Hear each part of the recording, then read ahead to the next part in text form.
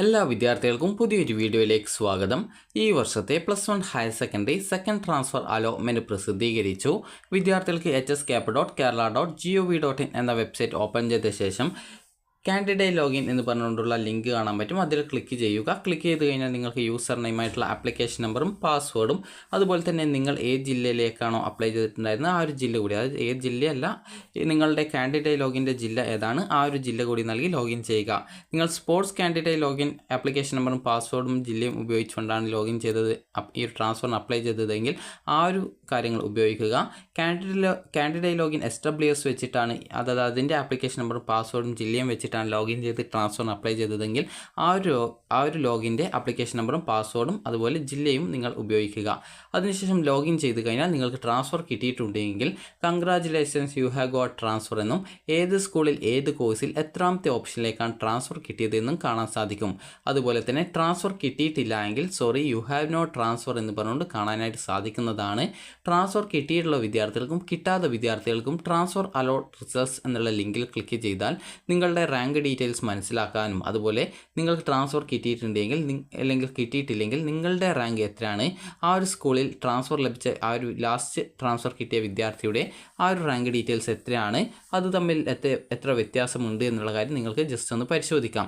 അതുപോലെ ട്രാൻസ്ഫർ കിട്ടിയിട്ടുള്ള വിദ്യാർത്ഥികൾ ആണെങ്കിൽ അവിടെ പ്രിൻറ്റ് അലോട്ട്മെൻറ്റ് ലെറ്റർ അല്ലെങ്കിൽ വ്യൂ അലോട്ട്മെൻറ്റ് ലെറ്റർ എന്നിങ്ങനെ പറഞ്ഞുകൊണ്ടുള്ള ലിങ്ക് കാണാൻ പറ്റും. അതിൽ ക്ലിക്ക് ചെയ്തുകൊണ്ട് നിങ്ങൾക്ക് നിങ്ങളുടെ അലോട്ട്മെൻറ്റ് ലെറ്റർ ഡൗൺലോഡ് ചെയ്ത് എടുക്കാവുന്നതാണ്.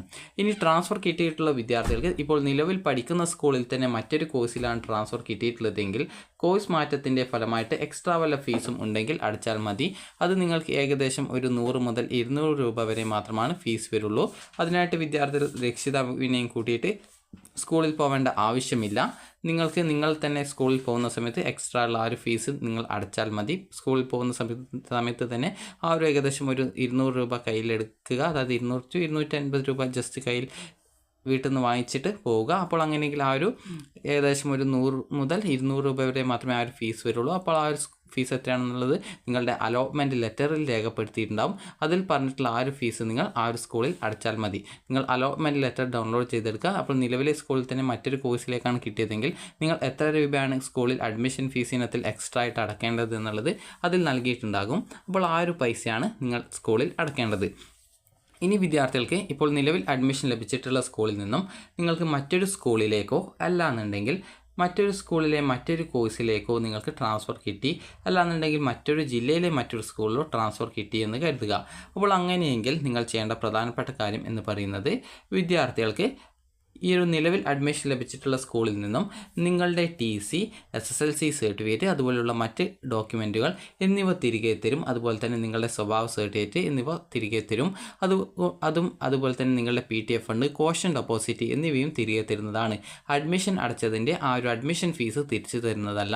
അതിന് പകരം വിദ്യാർത്ഥികൾ ചെയ്യേണ്ടത് പുതുതായിട്ട് അഡ്മിഷൻ എടുക്കാൻ പോകുന്ന സ്കൂളിൽ ആദ്യം ഈ ഒരു സ്കൂളിൽ അഡ്മിഷൻ എടുക്കുന്ന സമയത്ത് അടച്ചിട്ടുണ്ടായിരുന്ന ഫീസ്, അഡ്മിഷൻ ഫീസിൻ്റെ ആ ഒരു റെസിപ്റ്റ് വിദ്യാർത്ഥികൾക്ക് സ്കൂളിൽ നിന്ന് തന്നിട്ടുണ്ടാകും. അപ്പോൾ ആ ഒരു അഡ്മിഷൻ ഫീസിൻ്റെ റെസിപ്റ്റും അതുപോലെ നിങ്ങൾക്ക് സ്കൂളിൽ നിന്ന് തിരിച്ചു തരുന്ന ഈ ഒരു PTF ഫണ്ട്, കോഷൻ ഡെപ്പോസിറ്റ് എന്നിവയും നിങ്ങളുടെ SSLC സർട്ടിഫിക്കറ്റ്, TC, സ്വഭാവ സർട്ടിഫിക്കറ്റ് എന്നിവയും അതായത് ഇതുപോലുള്ള മറ്റു ഡോക്യുമെൻറ്റുകളും എടുത്തുകൊണ്ട് അതുപോലെ നിങ്ങൾക്ക് ഈ ഒരു വെബ്സൈറ്റിൽ നിന്ന് കിട്ടുന്ന അലോട്ട്മെൻറ്റ് ലെറ്ററും അത് ആവശ്യമെങ്കിൽ സ്കൂളിൽ നിന്ന് പ്രിൻ്റ് ഔട്ട് എടുത്ത് തരുന്നതാണ്. അപ്പോൾ അത് നിങ്ങൾക്ക് അത്രയും ഡോക്യുമെൻറ്റ്സും കാര്യങ്ങളൊക്കെ എടുത്തുകൊണ്ട് നിങ്ങൾക്ക് ഏത് സ്കൂളിലേക്കാണോ ട്രാൻസ്ഫർ കിട്ടിയിട്ടുള്ളത് ആ ഒരു സ്കൂളിൽ നിങ്ങൾക്ക് ഈ ഒരു നാളെ മുതൽ, അതായത് ഈ ഒരു ഓഗസ്റ്റ് 6, 7, 8 തീയതികളിലായിട്ട് പോയിട്ട് അഡ്മിഷൻ എടുക്കാവുന്നതാണ്.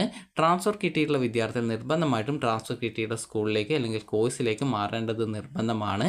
അക്കാര്യം വിദ്യാർത്ഥികൾ പ്രത്യേകം ശ്രദ്ധിക്കുക.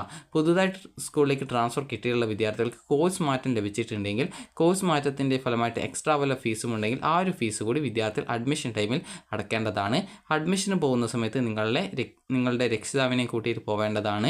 അതുപോലെ തന്നെ യൂണിഫോം വാങ്ങിക്കുന്നതിനായിട്ട് ഏകദേശം ഒരു 1000 മുതൽ 1500 രൂപ വരെ ഫീസ് വരുന്നതായിരിക്കും. ആ ഒരു പൈസ കൂടി കയ്യിൽ കരുതേണ്ടതാണ്. നിലവിലെ സ്കൂളിൽ മറ്റൊരു കോഴ്സിലേക്ക് ട്രാൻസ്ഫർ കിട്ടിയിട്ടുള്ള വിദ്യാർത്ഥികൾ യൂണിഫോം വാങ്ങിച്ചിട്ടില്ല എങ്കിൽ ആ ഒരു ഫീസ്, അതായത് ഏകദേശം ഒരു 1000 മുതൽ 1500 രൂപ വരെ ഫീസ് വരും. അപ്പോൾ ആ ഒരു പൈസ കൂടി എടുത്ത് പോയിട്ട് യൂണിഫോം വാങ്ങിക്കേണ്ടതാണ്. അപ്പോൾ വിദ്യാർത്ഥികൾക്ക് ഈ ഒരു ട്രാൻസ്ഫർ കിട്ടിയിട്ടുണ്ടെങ്കിൽ നിർബന്ധമായിട്ടും വിദ്യാർത്ഥികൾ ട്രാൻസ്ഫർ ലഭിച്ചിട്ടുള്ള ആ ഒരു സ്കൂളിലേക്ക് അല്ലെങ്കിൽ കോഴ്സിലേക്ക് മാറേണ്ടത് നിർബന്ധമാണ്. ഇപ്പോൾ ഒരു വിദ്യാർത്ഥിക്ക് ഒരു സ്കൂളിൽ നിന്നും മറ്റൊരു കോഴ്സിലേക്കോ സ്കൂളിലേക്കോ അല്ലെങ്കിൽ മറ്റൊരു സ്കൂളിലെ മറ്റൊരു കോഴ്സിലേക്കോ നിങ്ങൾക്ക് ട്രാൻസ്ഫർ കിട്ടുകയാണെങ്കിൽ ആദ്യം ലഭിച്ച സീറ്റ് പോവുകയും പുതുതായിട്ട് അഡ്മിഷൻ ലഭിച്ച ആ ഒരു സ്കൂളിൽ പോയിട്ട് അഡ്മിഷൻ നേടേണ്ടതും ആണ്.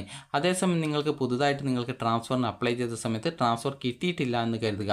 അപ്പോൾ ഇവിടെ നിങ്ങൾക്ക് ട്രാൻസ്ഫർ കിട്ടിയിട്ടില്ല, അങ്ങനെയെങ്കിൽ നിങ്ങൾക്ക് നിലവിൽ എവിടെയാണോ അഡ്മിഷൻ ഉള്ളത് ആ ഒരു സീറ്റ് നഷ്ടപ്പെടുന്നതല്ല, അവിടെ തുടർന്ന് പഠിക്കുന്നതിനായിട്ട് സാധിക്കുന്നതാണ്. അപ്പോൾ നിങ്ങൾക്ക് നിലവിൽ എവിടെയാണോ നിങ്ങളുടെ അഡ്മിഷൻ ഉണ്ടായിരുന്നത് അവിടെ നിങ്ങൾക്ക് തുടർന്ന് പഠിക്കാവുന്നതാണ്. അപ്പോൾ പല വിദ്യാർത്ഥികളും ചോദിക്കുന്ന കാര്യമാണ് ഇനി ഒരു തേർഡ് ട്രാൻസ്ഫർ ഉണ്ടോ എന്നുള്ളത്. ഇനി തേർഡ് ട്രാൻസ്ഫർ ഉണ്ടാവാനുള്ള സാധ്യത വളരെയധികം കുറവാണ്. കാരണം ഇനി സ്പോട്ട് അഡ്മിഷൻ ആയതുകൊണ്ട് തന്നെ ഇനി ചിലപ്പോൾ മ്യൂച്വൽ ട്രാൻസ്ഫർ ഉണ്ടാവാനുള്ള സാധ്യത ചിലപ്പോൾ മാത്രമാണ് ഉള്ളത് എങ്കിലും നിങ്ങൾക്ക് ഇനി ട്രാൻസ്ഫർ ഉണ്ടാവാനുള്ള സാധ്യത വളരെയധികം കുറവാണ്. അപ്പോൾ അതുകൊണ്ട് തന്നെ നിങ്ങൾക്ക് നിലവിൽ എവിടെയാണോ ട്രാൻസ്ഫർ കിട്ടിയിട്ടുള്ളത് ആ ഒരു ട്രാൻസ്ഫർ കിട്ടിയിട്ടുള്ള സ്കൂളിലോ അല്ലെങ്കിൽ ട്രാൻസ്ഫർ കിട്ടിയിട്ടില്ല എങ്കിൽ നിലവിലെ സ്കൂളിലോ തുടർന്ന് പഠിക്കുക. അപ്പോൾ വിദ്യാർത്ഥികൾക്ക് ഈ ഒരു വീഡിയോ ഉപകാരപ്രദമായിട്ടുണ്ടെങ്കിൽ ലൈക്ക് ചെയ്യുക, ഷെയർ ചെയ്യുക. Thank you for watching.